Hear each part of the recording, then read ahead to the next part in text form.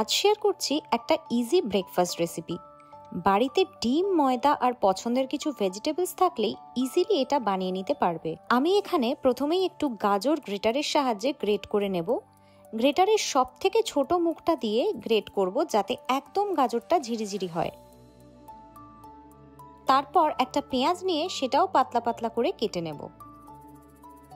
স্বাদমতো একটু লঙ্কাও কিন্তু কুচি করে কেটে নিলাম।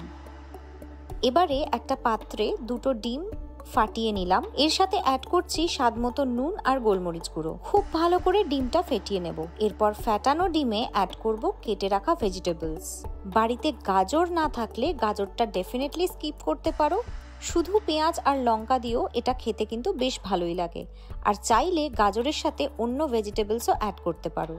তারপর অ্যাড করব হাফ কাপ ময়দা। খুব ভালো করে সবকিছু মিক্স করে নিয়ে পরিমাণ মতো অল্প করে জল অ্যাড করব।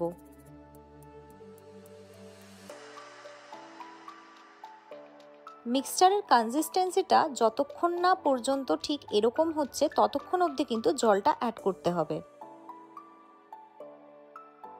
এবারে একটা প্যানে সামান্য একটু রিফাইন্ড অয়েল দিয়ে তেলটা গরম হলে 2 হাতা ব্যাটার অ্যাড করব। প্যানটা ঘুরিয়ে নিয়ে মিক্সচারটা স্প্রেড করে দেব।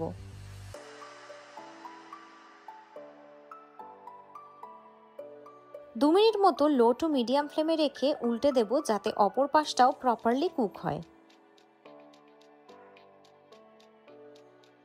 বেশ মাখা বেলার ঝামেলা ছাড়াই গরম গরম ব্রেকফাস্ট কিন্তু একদম রেডি।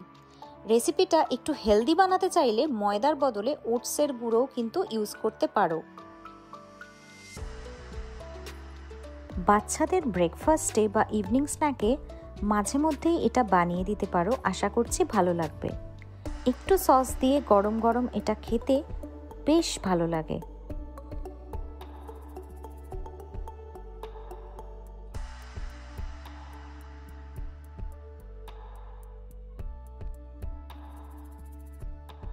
এরম আরও ব্রেকফাস্ট রেসিপির জন্য আমাদের আজই সাবস্ক্রাইব করে দাও।